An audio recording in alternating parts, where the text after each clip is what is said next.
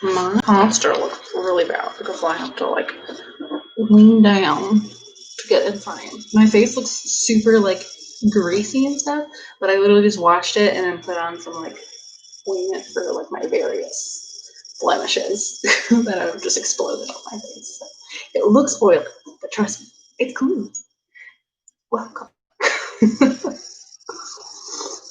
Welcome to Thursday's Friday. Thursday.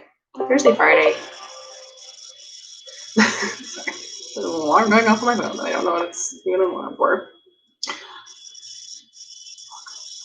Welcome to Thank You Note Thursday. Now let me quick copy the here we go. The link to my poll in case anyone's watching. I mean, I see one person watching. There's always one person watching. I wonder if that's just YouTube. I wonder if that person is just YouTube. Just YouTube is like, hey, have a viewer. We've got plenty to spare. I don't know. But my hands are really dry because I've washed them a lot already today. Don't you hate that? Or like everyone's washing their hands all the time. It's like I think my hands are just dry all the time, and then nails get all cracked and dry and thin. That's a personal problem. Probably look miserable with this whole face situation. I don't feel miserable, except I do. And this does hurt. It is also stress-induced. Isn't that great? How like when your body responds to stress, it's like, let's give you more reasons to be stressed. My stress just shows on my face so quickly in multiple ways, so that's fun. Welcome to Thank You Note Thursday. Thank You Note Thursday, where I strive to be positive and thankful for the good things in my life. So I'm going to stop talking about my face is falling apart. Okay, so we've got 3 things posted in my poll so that you can, in fact, it should be what's the word? Active. So you should be able to, you should be able to use it. Okay, looks like somebody's already used it today. So, let's see it. So I came up with these a couple days ago, and I think it worked out pretty well for me. But that makes them not like they're just something that I could work with. So the first person on my list, on my poll, is a man named Justin McElroy. Now, who is this person? He is a podcaster.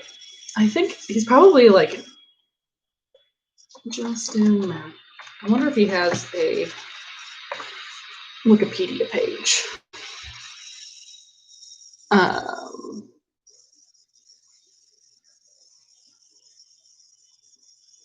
He's just so cute. I guess today or yesterday, maybe, was his wedding anniversary. So he tweeted, "Believe it or not, it's been 14 years since the best person I ever knew, Sadie McElroy, agreed to be my wife. I still haven't quite figured out what she sees in me, but I'm grateful every day she hasn't wised up." He's cute. So he does have a Wikipedia page. And he is an American podcaster, comedian, and former video game journalist.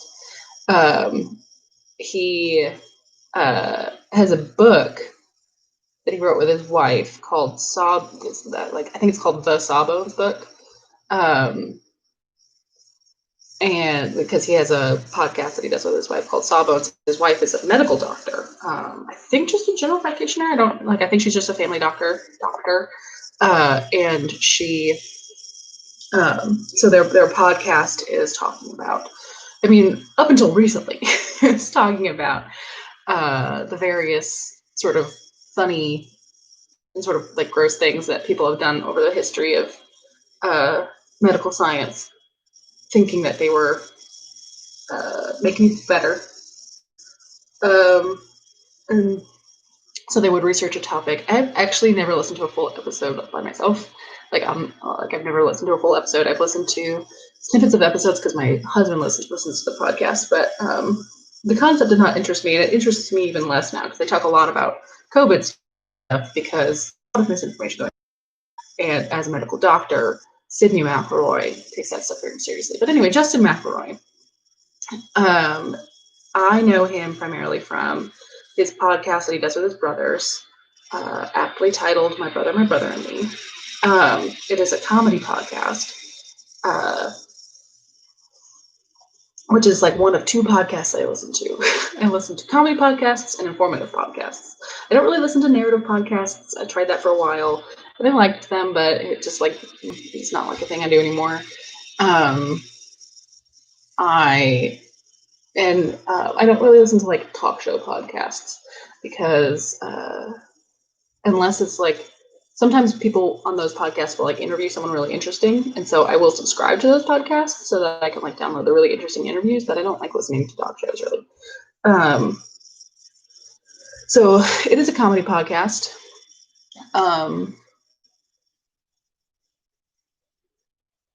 It is it is hilarious. It's very explicit. It is not for children. I think Justin was probably right around 30 when they started it.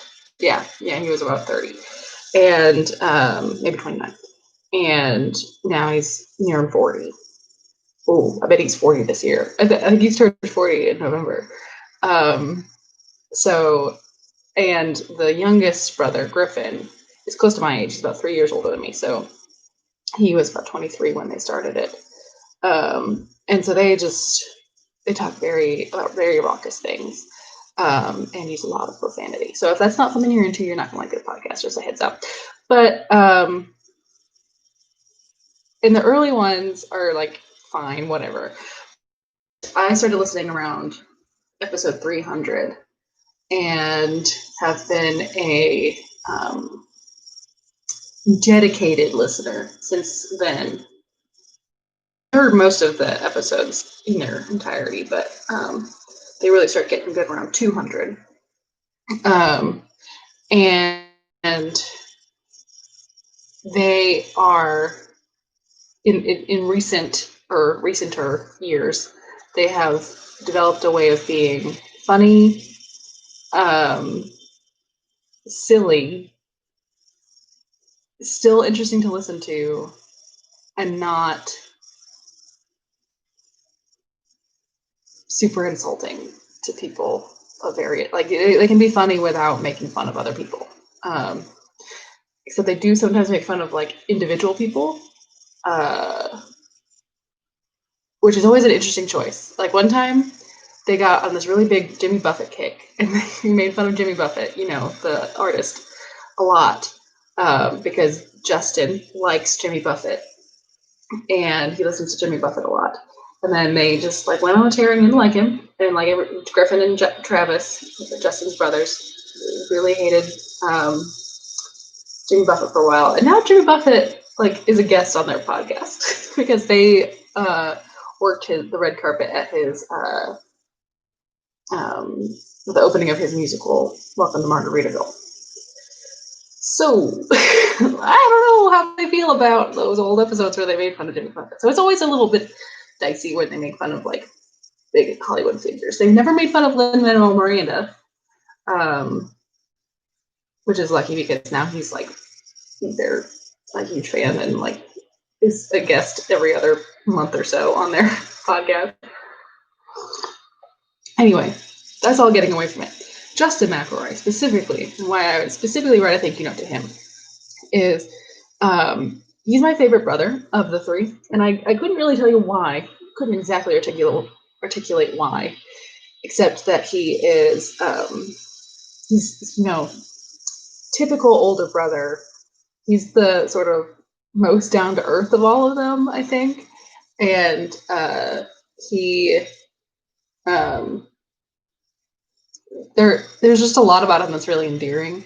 He laughs at his own jokes, and in a way that like makes it really hard for him to tell his jokes, because he'll be like coming up with a joke in his head, usually like a word play or some like just absurdist like image, and he'll be talking about it and he'll be laughing so hard that he can't say it, and so everyone else is just like, what, man, What is so funny? And he hasn't even he can't even hold it. So I think that's funny that that he is so pleased with himself that he can't. But it's like a little kid. It's like a little kid can't tell a joke because they were laughing so hard.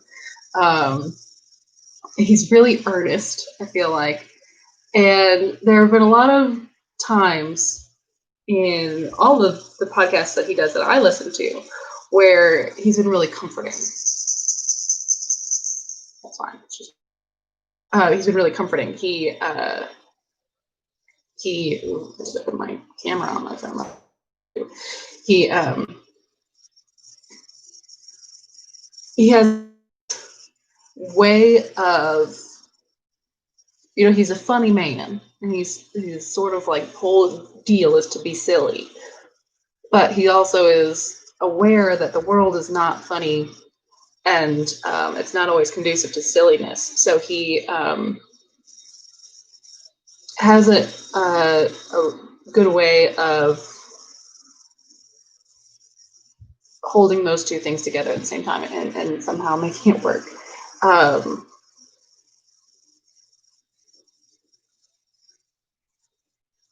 Yeah, can't really describe why, but what I'm thankful and why I would thank him is because over the past like week or so, I just have hated the world for various reasons. Not in like in a little bit in like a depressed way, but like also in just like there's a lot to hate about the world right now.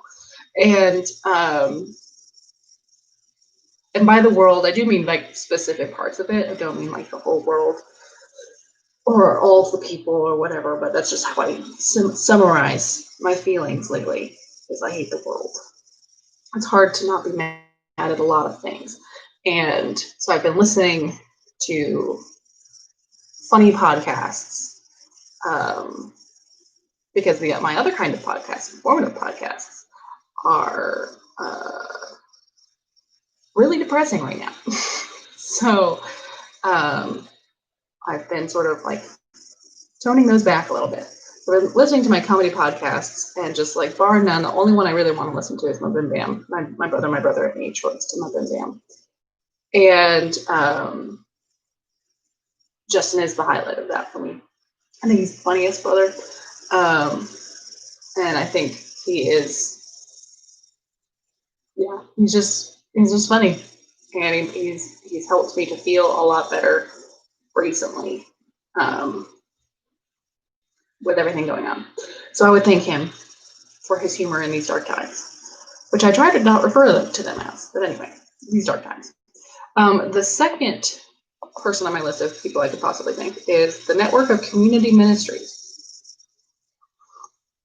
Now, what is that, you may ask? It is a thing very specific to where I live in North Dallas, Texas. Or it is as a Network of Community Ministries. No, it's not, but it does have its own website, so I'm good at that. And it is a charity that is in a town called Richardson in Texas. Oh no, I don't want to watch your video. There we go. In a town called Richardson in Texas, in north of Dallas, I guess. And it is working its tail off right now. They partner with a lot of faith-based organizations like churches and mosques in the area. Let me see if there's an About Us page that lists. Lots of different churches. The Baha'i faith is here. The Baha'i faith, I don't know if it's called a temple. I don't know what it's called, but I drive past it periodically. So that's what I mean by the Baha'i faith is here. Lots of different. Also, a Rotary Club. Is that a religious thing? I'm unaware. Some Jewish temples, synagogues, I guess is the word for that. The Islamic Association of Texas. So Network of Community Ministries partners primarily, I would guess not completely or only with um, religious, oh, because AARP is also here, with religious organizations, or just people who have a stake in the community, and they pool resources and offer things like they have a pretty intense food pantry situation. Um, they have job training, career counseling. They just have regular relief that they can give, money if people need help making rent or various bills. And it's the kind of program or like organization that is similar to the one that I used to work for in Pittsburgh. And we donate, Ben and I donate to them. And I have volunteered with them sort of in the past. It's become a little weird with COVID and everything. So, but we, as a church, our church, which is just down the street, we do a food drive every month, which is literally a food drive now because people drive up. We take the food out of their trunks and put them into a truck and drive that over to Network. We drive it over to Network, and Network adds it to their food distribution, and they have been distributing a lot of food. They've just been doing a lot of stuff with COVID.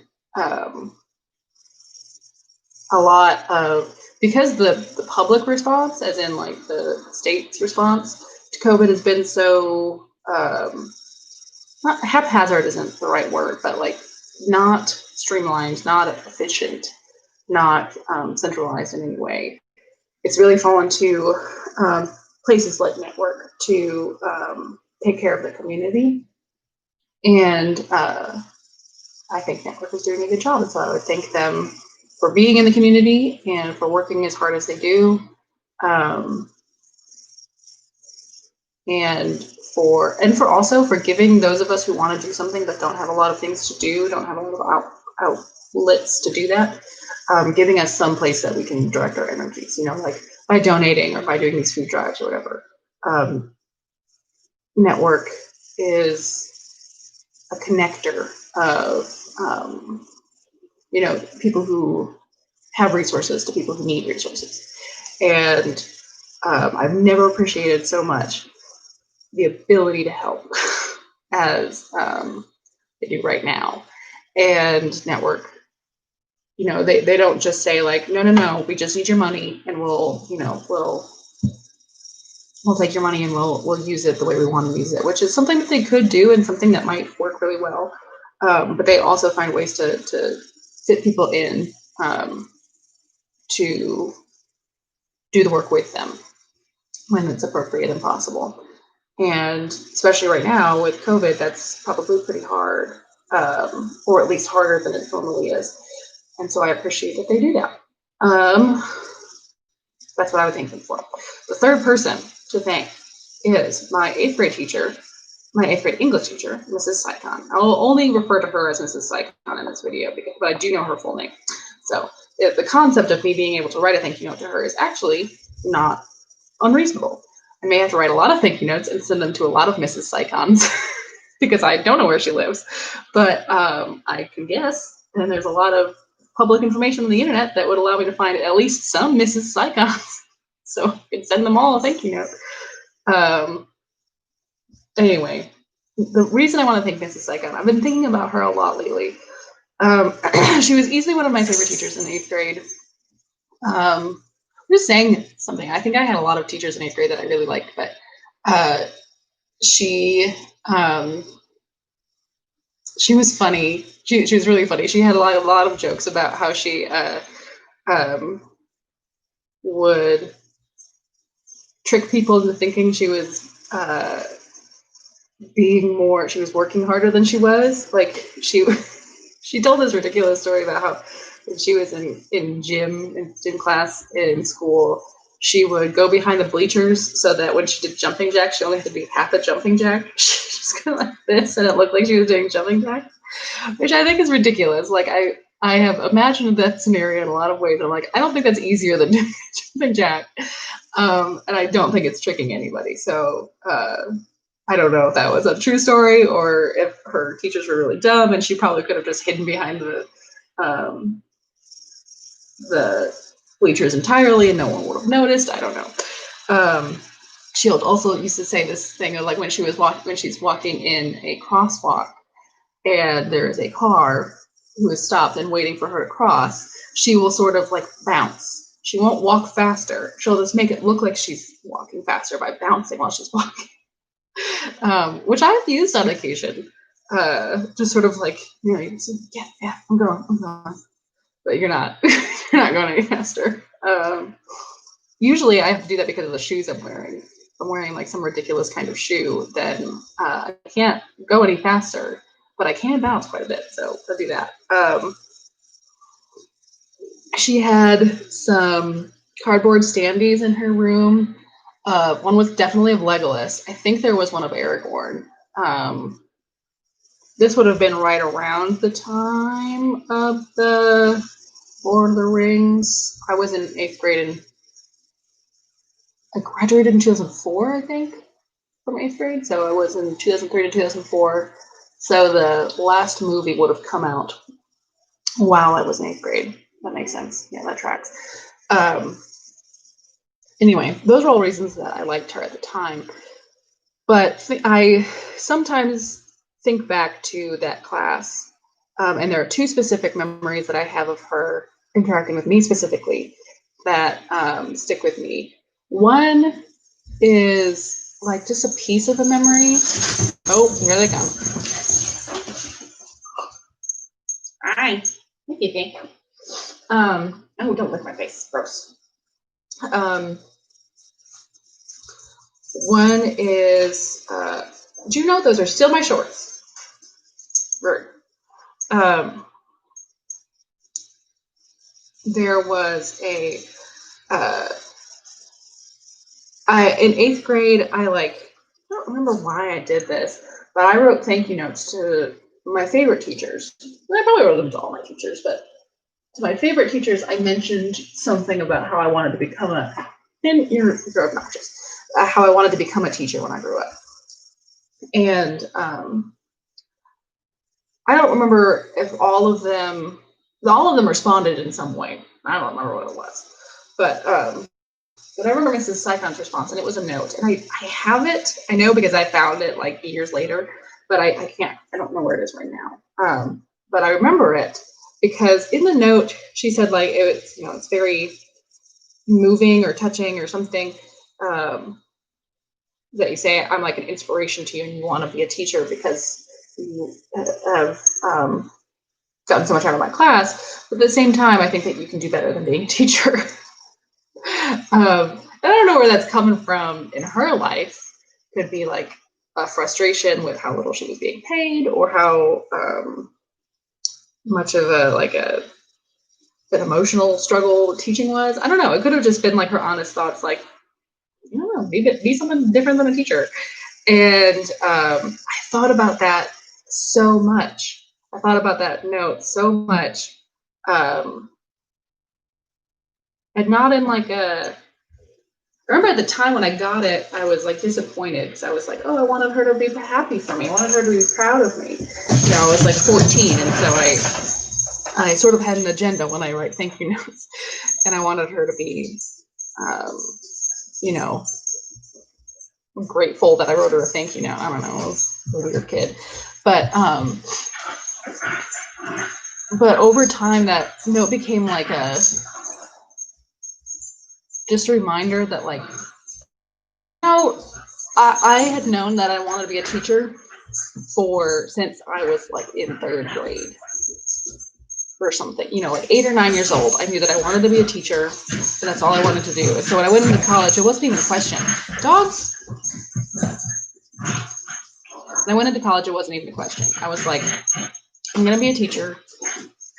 Where's the education major? I want to sign up for it.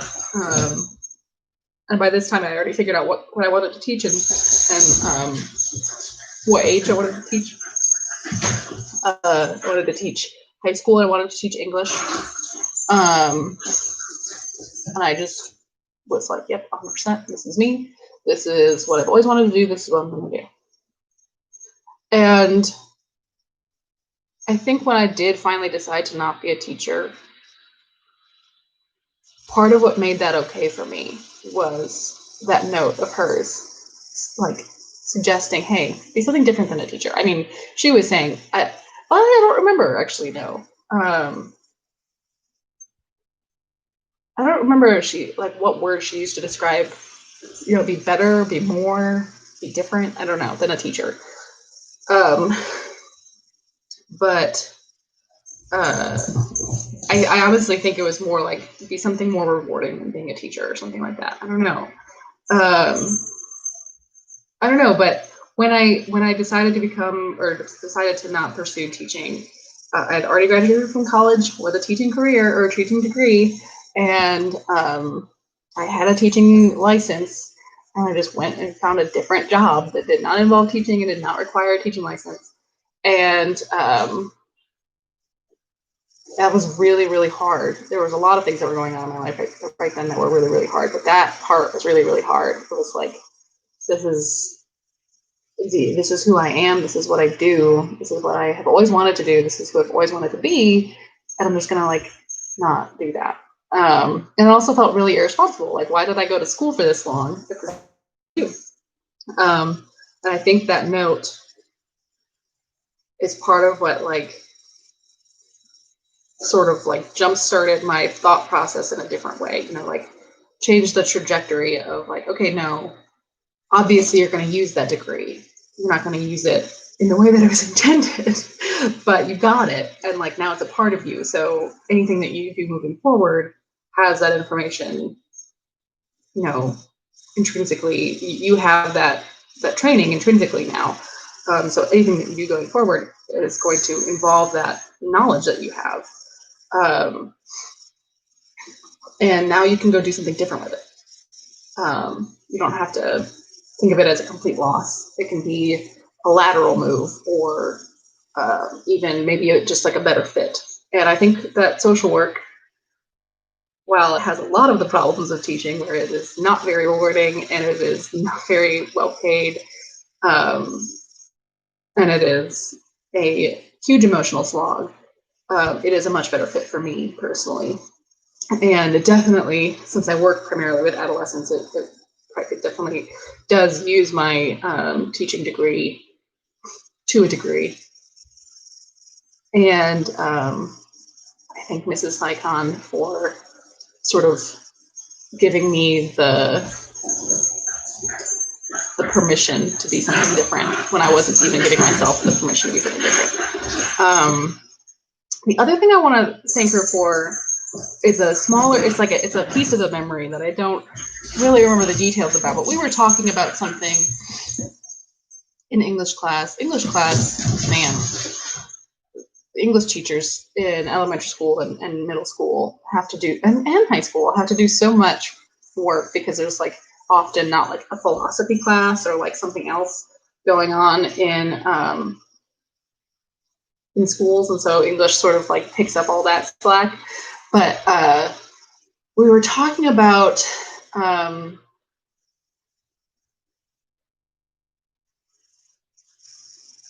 I don't know, affirmative action. I don't know. We were talking about basically the conversation specifically that I remember is about hiring people or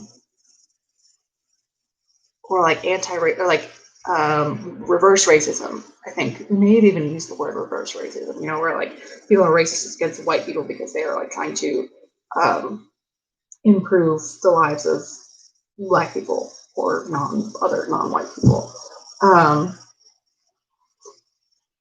But the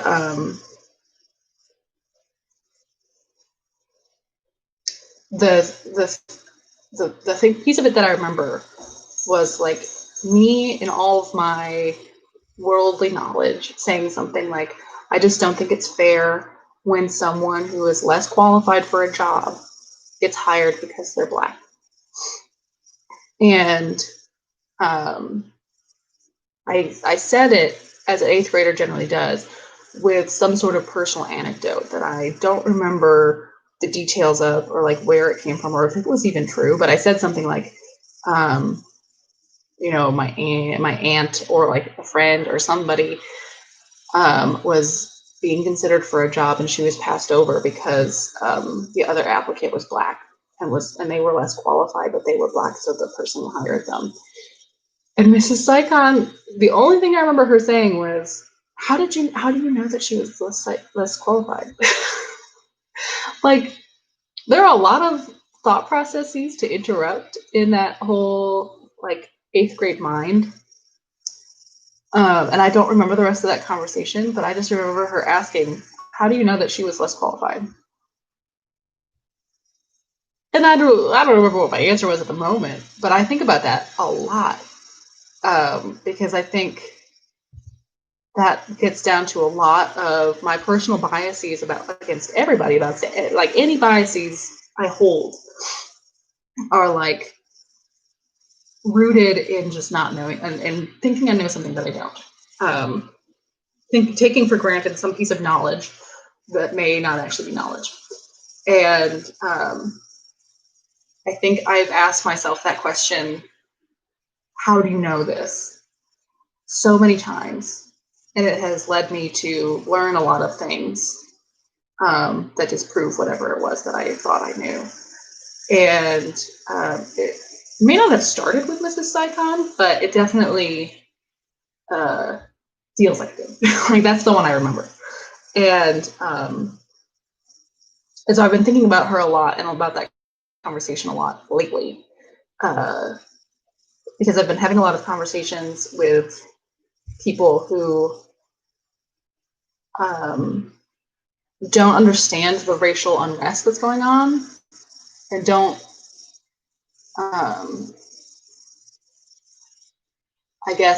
see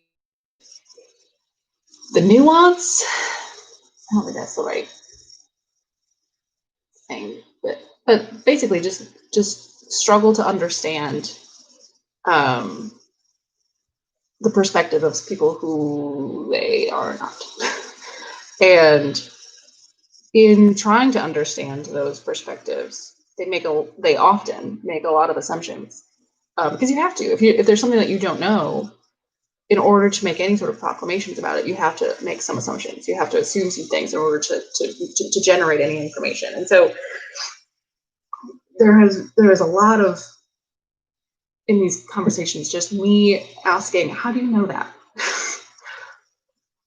Where did that information come from?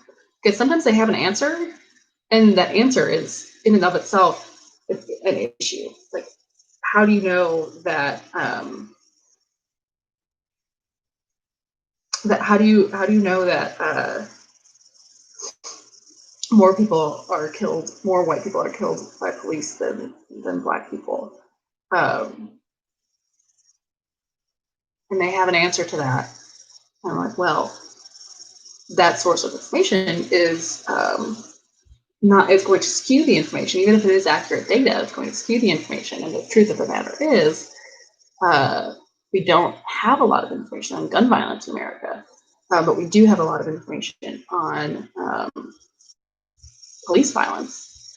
And here is some more detailed data that says that while there may be more white people who are killed by police than black people, there are also more white people in America than black people. And so if you look at it proportionally, there's a disproportionate number of black people dying at the hands of police. They are killed far more often than they should be, given their representation in the population. I don't know. It's just an interesting way to interrupt a train of thought, because I think it gets to the heart of the real conversation. It's like, how do you know that? Where is that coming from? Because if they don't have an answer, like I didn't when I was a kid, then they may come up with their own questions. Like, how do I know that? If I don't know why I know that, why do I think it's true? It may send them down a whole rabbit hole like it did for me, and it may be a touchstone for them in the future, like that conversation with Mrs. Saigon was for me. So anyway, those are the things I specifically want to thank her for. And it looks like I'm going over my time. And I still have to make my lunch and go to work. So what I may end up doing here is typing out my thank you note and then writing it out later, because I'm faster typer. I'm much faster typer. So let's look at, make sure you take a look at that poll that I posted in the comments there. And now I'm going to look at the responses. Okay. Okay. Oh, I want to see how many people actually responded. Oh, shit. Let's hear she. Let's hear she.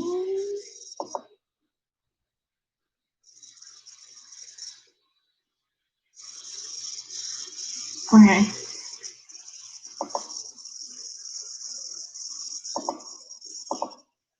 Severe. Font settings. No.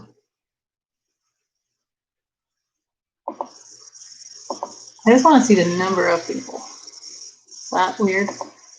Oh, maybe here it is.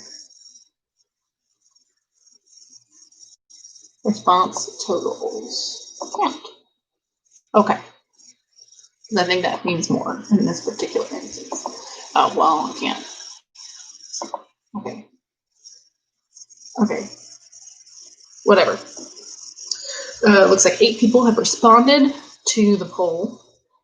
2 people think I should write a thank you note to Justin McElroy. 1 person thinks I should write a thank you note to the Network of Community Ministries. And 5 people think I should write a thank you note to my English teacher.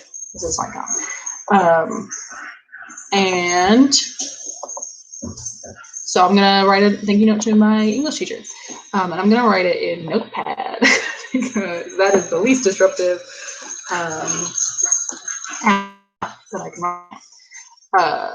So, dear Mrs. Saigon, and I hope her name is still Mrs. Saigon. A lot of people start these sorts of things with, like, you may not remember me, but my name, and I graduated from junior high in 2000. You were my 8th grade English language arts teacher.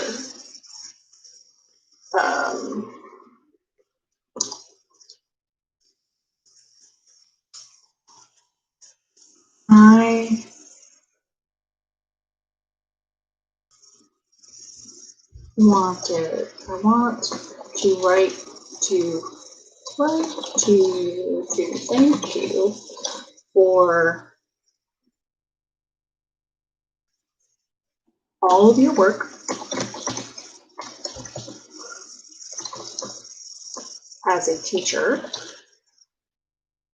of challenging adolescents. But I specifically want to thank you for 2 things you did for me that remain important to me to this day.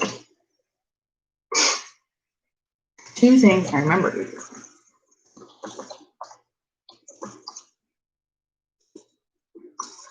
The first thing was you told me it was okay to. The first thing was when I told you that I wanted to be a teacher when I grew up. You told me it was okay if I became something. I can't spell became something. else. It was okay if I didn't. I don't remember how I phrased it.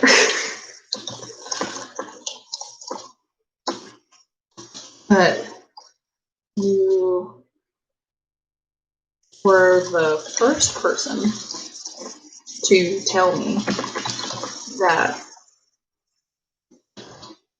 being a teacher would be hard and that there might be something better suited to my personality and talents. That was sort of like self-agreement. Personality and skills. Skills is like the softer way of saying talent. But personality and skills. I went to school to become a teacher, but then when I graduated, I did not get a teaching job, and instead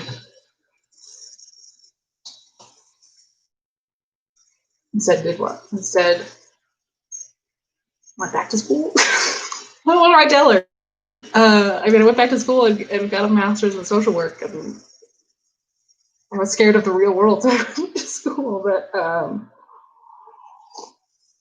teaching job, and instead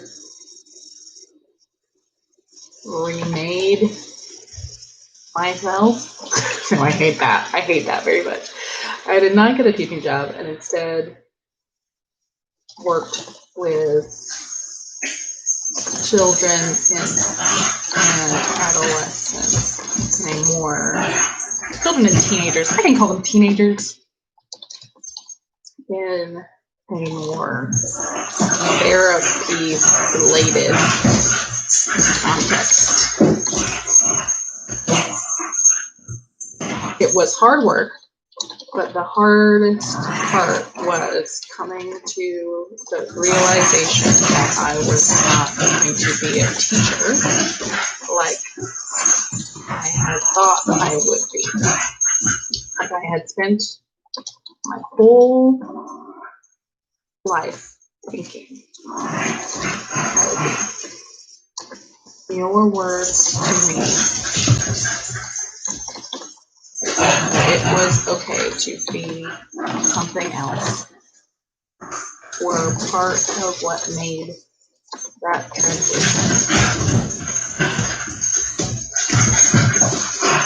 possible. The second thing was when I told you that I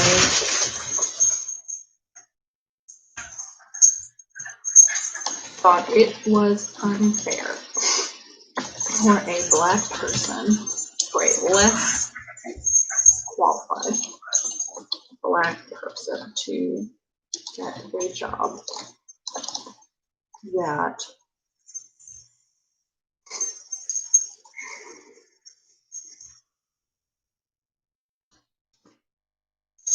a white person applied for.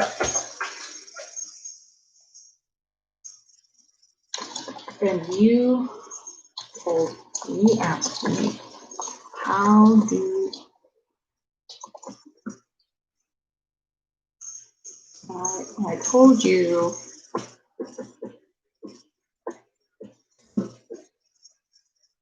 I want to make it clear that I was talking at the time about a specific anecdote because otherwise her response doesn't really make sense. The second thing was when I told you that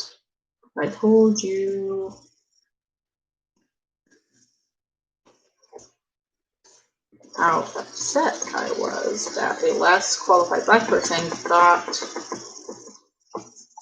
a job that a white person applied for. And you asked me, how do you know they were less qualified?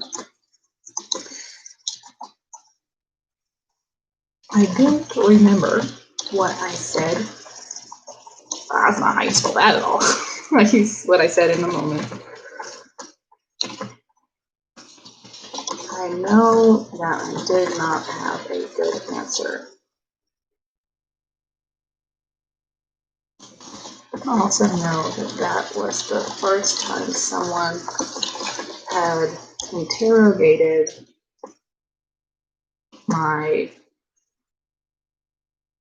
someone had showed me how to interrogate my own biases.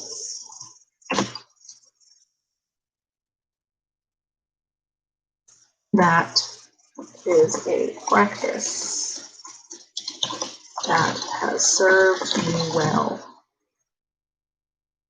in the years since, and I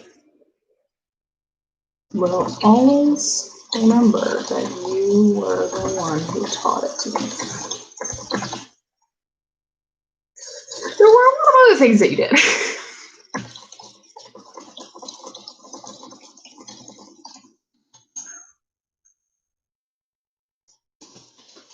That helped me become the person I am today. But those two things stick out to me as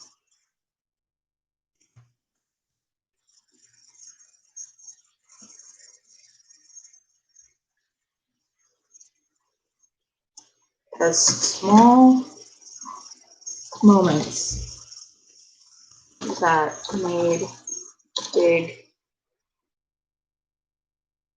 that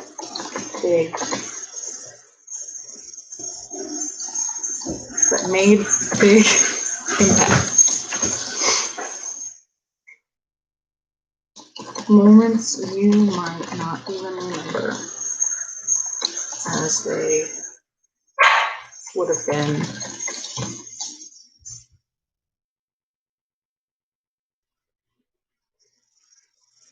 less, would have been,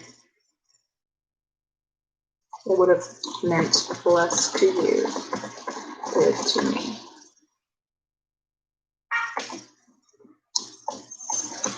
I never became a teacher, but I know that teaching,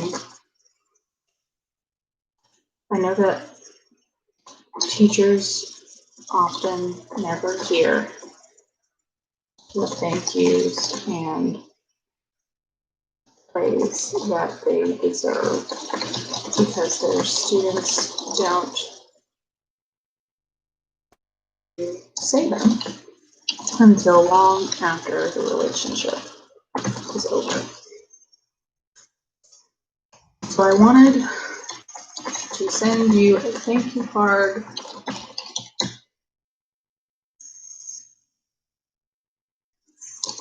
in the hopes that I might make up for some of lost time. Thank you for everything. I hope you and your family are well. Sincerely, Mary Margaret. Yes, and then I'm going to put the link to this video. Where is it? Oh, there it is. I'm going to put the link to this video in here. So that if she wants to, she can see it. Okay, and then I don't normally save Notepad files, but I'm going to save this because I don't want to lose it. Save it to the desktop because I'm a monster. Thank you. Okay. So I will look up the many emails for the many people who may or may not be the real Mrs. Saigon. And I will send that to her. And you all have a great Thursday. Say thank you to somebody today. It's almost always a good thing to do. And I'm gonna go to work. Make good choices. Don't do drugs. Stay in school.